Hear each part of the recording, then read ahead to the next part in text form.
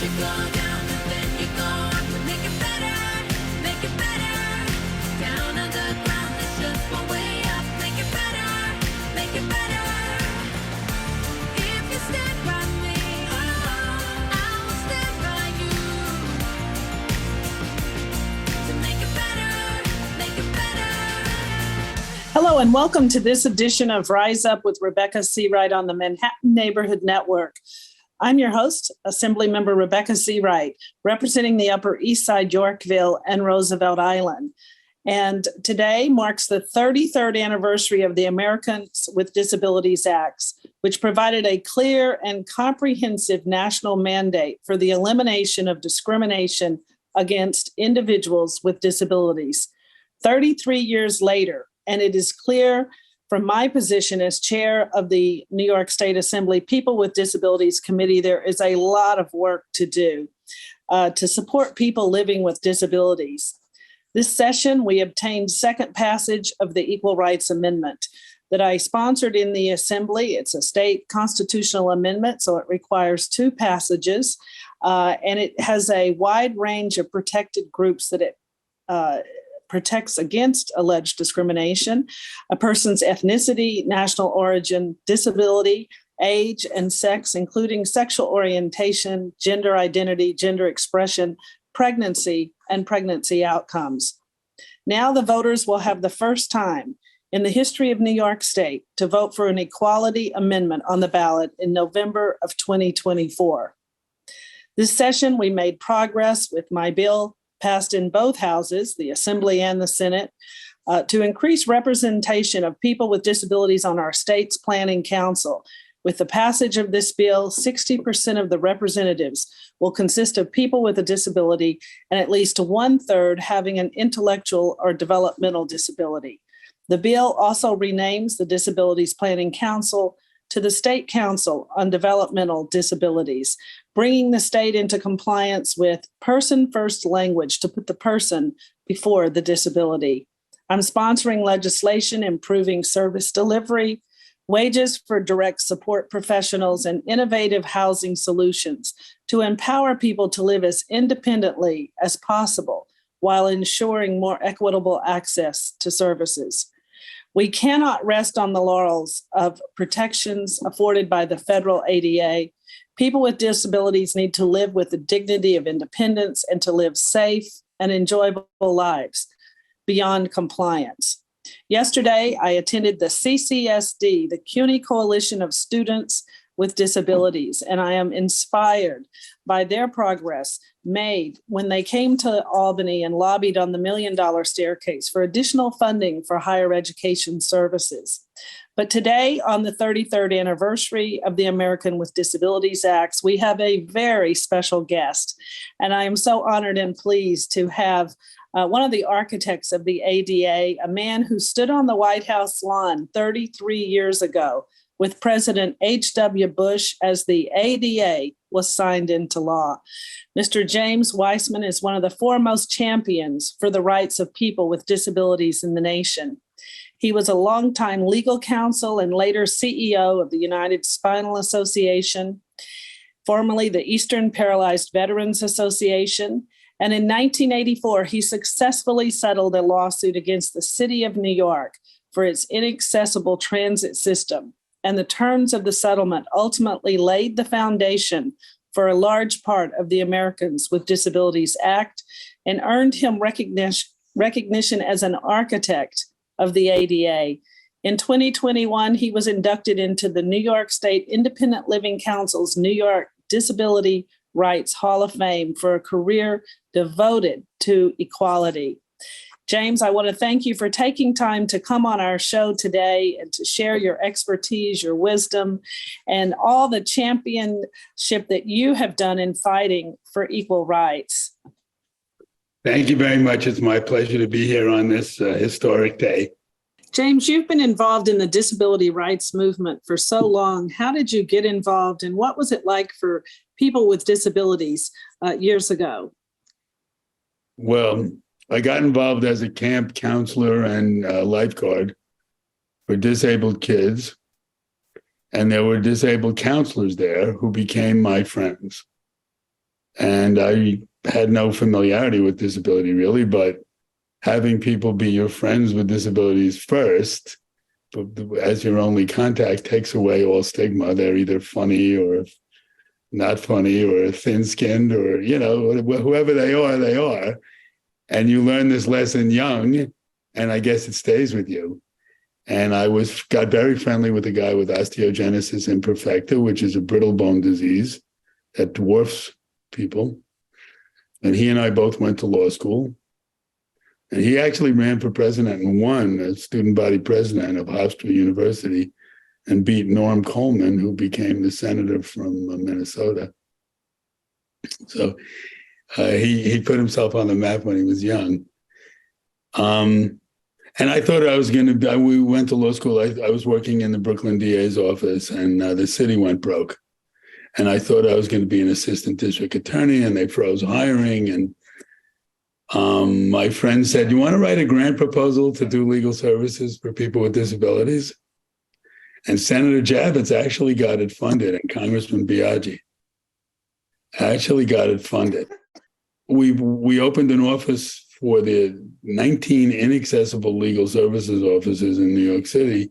We were the accessible one, and we thought we'd do landlord-tenant and domestic relations and poor people's law, civil matters, not criminal.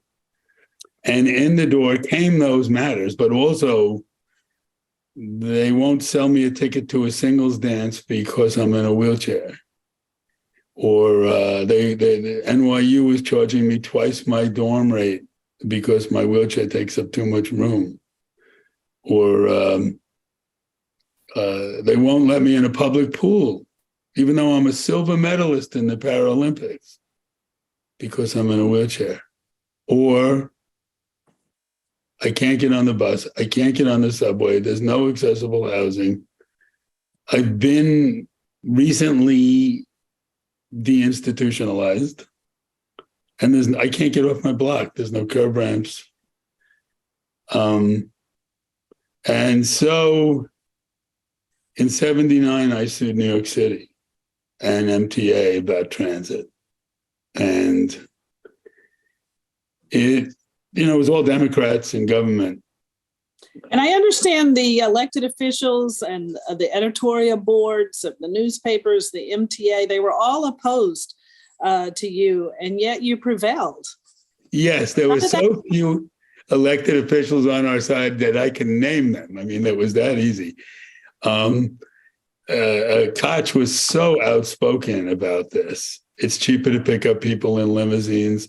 Richard Ravitch, who I really respected, and I wanted it to capture his imagination. It did not. Carol Bellamy, a champion of women's rights and liberal causes. Stephen Berger, the head of the Liberal Party in New York. These people all opposed access to transit, along with the New York Times, who also opposed the Americans with Disabilities Act, which was 1990, let's talk. It's not ancient history. Mm-hmm. So it took a while for these changes to happen. And people, I guess people with disabilities, it was a time of social change because of Vietnam veterans, Eastern Paralyzed Veterans Association, which I was general counsel of. It was an interesting time. Those guys were all disabled during the civil rights movement and women's movement, Black civil rights movement and women's movement. And whether they were hawkish or dovish on the war, whether they were drafted or enlisted, they were now paralyzed. And they were young adults that weren't ready to stay home and watch TV. They were getting pensions from the VA if they were service-connected disabled people, but they wanted to be out and about, and they realized that they had to come together with the disability community. Mm-hmm. So disabled veterans and disabled people did, and they made history together. What an exciting time and an exciting lawsuit. And it's hard to imagine that the New York Times and the elected officials and the editorial boards all opposed you. And what a champion to bring that lawsuit. Wow. You know what's good about it, though? There's no logical, compelling other side. There just isn't. When you force people to focus on this issue, which really does take a lot to force them to focus, but people with disabilities always win. It's just time. People have to get used to the idea of, oh, you can go horseback riding too, or oh, you can take sailing lessons. That negative presumption. Paul Heron, my friend that I was just talking about, the osteo guy who's been dead for many years, said to me when we were going to see Senator Javits, watch this, the negative presumption at work. What's the negative presumption? He told me it's that Javits will talk to me because I'm able-bodied and not to him. And then when he speaks up and he's only as articulate as I am, Javits will feel guilty for presuming I was an idiot, he says, and do whatever I want. And I remember saying the words, from your mouth to God's ear, as we went in. And in fact, that's exactly what occurred. Those kind of, those people with disabilities, there's coping mechanisms and there's advocacy skills, and they've all learned them. And people, if they're not self-advocates, there is a lot of rights abused and overlooked. Right. And I understand you were very involved in the drafting of the American with Disabilities Act, a landmark civil rights law for people with disabilities, that you lobbied for its passage and were at the bill signing on the White House lawn on July 26, 1990. What was your role and what was that experience like for you? What the experience was like was remarkable. I mean, it was this exquisite coming together that's never happened since of people with disabilities, really varied disabilities. I mean, mental disabilities, emotional disabilities, physical disabilities, and they're the leaders of their groups with enlightened politicians who really led the way. Congress is usually catching up. Congress really paved the way for people with disabilities with this. It created a guide to how right-thinking people should behave when they're dealing with disability issues. And it's worked. I mean, there's still so much wrong. I know that, but it really did work. How did I get involved? We had sued New York and Philadelphia about transit, and we could not even hire a transit expert to help us because we were a one-time only client. And even though many of them believed that what we were saying was right, which is that making mass transit accessible is cheaper than doing anything else. When we sued, we only sued for accessible buses and subways. Koch insisted on Seawright as part of the settlement. Then the New York City agreement, we fine-tuned it with Philadelphia, and then it became the framework for the transportation sections of the American with Disabilities Act, and it's required any place there's mass transit. The paratransit component and the accessibility. Everything new has to be accessible, and of course, big renovations. We've had to sue several times, MTA, and over the years to make over misunderstandings, let's call it, about interpretations of the law. If they couldn't afford to do both sides of the station, they wouldn't do one, for example, when they were renovating. And the law called for incremental accessibility, so we had to sue them. I think it was Inwood Station, and now they've adopted this policy of doing the whole station. But this is just this year, MTA board announced that they would make every station accessible by 2055. I'll be 104, but I'll be at the ribbon cutting on the last one. I'm hoping it'll be accessible. You can wheel me down there. And what do you see as some of the disability issues today in New York State? Access to autonomous vehicles and is an absolute must. First generation autonomous vehicles, not all of them have to be physically accessible, but some of them have to be. It can't be that you used to be able to go places and now you can't because vehicles are autonomous if you're disabled. And of course, that requires some universal tie-down device for wheelchairs and scooters and things like that. We're all going to live to be old. My grandchildren will be very old before they die, and they're going to have mobility impairments. And this makes sense to start thinking like this to accommodate ourselves. We shouldn't all have to suffer because we didn't build this in. The benefit system is still antiquated and keeps people home if they need personal care assistance. You can't make money even if you're a PhD and an atom splitter. It's pretty hard to make money if you need home care and have to self-pay.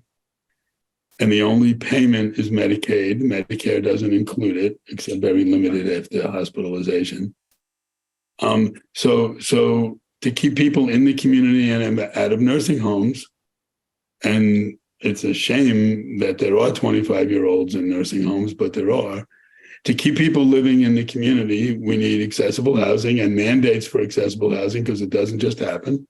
And we're not just talking about multifamily housing, we're talking about single family where there is almost no requirements in the United States for accessibility. And, local governments can do that with building codes, at least have homes be visitable so that people can come in and out the front door and use the downstairs bathroom. At least make life a little easier. Employment numbers are still terrible. There's people with disabilities in high places, which there never was before. But the percent of people who are severely disabled who say they want to work, adults, and who look for jobs and then don't get them is huge. The employment rate was about 35% when the ADA passed, and it's not much higher. What are some other issues that you see with disability rights in New York State? Do you hear much about insurance companies paying for wheelchair repairs? It's a terrible issue for people with chairs. Most wheelchairs are paid for by third parties, insurance companies, Medicaid, and Medicare. Medicare has a regulation that says that they will only pay for wheelchairs for use in the home. That was to distinguish, when this was written, between institutional care and out of the institution care. Medicare, because of all those scooter store commercials from 10 years ago, where if you were up late, you'd see those old people on their scooters going to the Little League games on their scooters to watch the grandchildren. That's not medically necessary. But the scooter store company was pumping out mobility equipment like crazy at great expense to Medicare. So they have been absolutely terrible about enforcing this in the home rule so that a chair that Medicare pays for doesn't have to be able to get you to the stores, to the shopping center with a battery, right? And instead, you're going to need home care and personal care attendant service, which is going to cost a fortune, whereas you'd be independent. Medicare won't pay for a chair that makes you stand up and then, so that your circulation and skin pressure on your skin is relieved and your circulation is improved. So you'll get decubitus ulcers and it'll cost them a fortune to take care of the skin breakdowns, the bed sores basically that you're getting, which can be very serious. Remember, Christopher Reeve died from a bed sore. He was infected and he paid no attention to it. These kind of issues are wheelchair repairs don't get made because manufacturers don't get paid to do them. They're supposed to, Medicare requires them to do it, but it's part of the game, part of the deal. So there's no incentive to be good at it. It's a huge issue. We are very close with the wheelchair manufacturers. We talk to them all the time. We lobby with them and against them. On these issues because we want the government to be reimbursing these guys for the quality products that they make. we don't want them nickel and diming them. If you look at Europe, the same companies are offering much better products because there's national healthcare systems. Those kind of things we lobby with them. And then, of course, repairs and customer service, which are abysmal everywhere in the US. It's not just New York. They really are bad and are a big problem. And we keep pointing it out to HHS that they have to require more. Right. The MTA is investing $6 billion to make more stations disability accessible and modernize some of the old elevators that we get a lot of complaints about in our district office. The money from congestion pricing, which is a hot topic here on the Upper East Side, a lot is going to make the MTA accessible to people with disabilities. But as one of the first people to lead this fight for the fundamental right, what pitfalls have you seen, or what advice would you give to activists and leaders who want to keep the MTA and other agencies, businesses, and organizations on track to fulfill the promise of the ADA? Well, there's one principle that you probably know better than me, which is squeaky wheel gets the grease. And so, of course, that has to be in the forefront of everyone's mind, but there's lots of issues still out there. The gap between the train and the platform is a huge problem. It's a huge disincentive. The buses will soon be autonomous. I mean, there'll be union problems and all, but it's inevitable that there'll be like fixed guideway systems in airports. They won't be driven. You're going to need people to be able to assist people with disabilities. They're going to have to be around if they're going to be working and active, and if kids are going to be using public transportation to school and things like that. I understand MTA is strapped. They're always strapped. There's always a crisis. There was a crisis when I was suing them in 1979, and there's always a crisis. So it just has to be a guide star. The great thing about transit management now is that they get it. They don't fight this. They just say, how's the best way to do it? What's the most affordable way? There are rubs with the disability population all the time because paratransit is a uniquely terrible service. It's almost an impossible service to provide in a great way. The better it is, the more people want it. The more people want it, the worse it gets because demand is too great. So it's cursed that way. We warned Koch. There's no question that the disability community told Koch putting a lift on a bus for $15,000, which is what it cost them, and maintaining it for another $1,500 a year, which is what they said it cost, would be a lot cheaper than picking up everybody where they wanted to go, when they wanted to go, and take them wherever they want. But the New York Times printed they could do it for $9 million a year without making buses and trains accessible. And so if you're willing to buy the baloney of transit, that was what transit told them. Then transit tried to get out of doing it and push it onto the city of New York. Oh yeah, we said you could do it for $9 million, but Koch will do it for $9 million. So when we sued them in Philadelphia, we made sure that SEPTA was responsible for paratransit, because otherwise they're going to cut corners and not make stations accessible, which MTA tried as hard as they could for as long as they could to not do. It's very new that they're embracing station accessibility, but transit management now gets it. Young people get it. It's amazing to me that since 1975, it was called the Education for All Handicapped Children's Act then, but now it's called the Individuals with Disabilities Education Act, required public school settings to be made accessible to kids with disabilities and kids to be taught in the most integrated setting appropriate to their needs. And yet we're still talking about all this stuff. In 1980, I figured by 2000, everybody would get it. A couple of generations have gone to school together, and disability would become like fat and skinny, or glasses and braces. And, the kind of schoolyard stuff that happens that would temper people with disabilities and make people without disabilities used to being around people with disabilities. But in fact, that was optimistic. It was. And all things being equal, people pick the non-disabled employee over the disabled employee still. And, those kind of things are happening. And people with histories of mental illnesses are probably the most discriminated against. And that's probably why employment numbers are down, stay down because of that. That all things being equal, I'd prefer somebody without a disability. Somebody is a known quantity, maybe. And I think that familiarity is the answer.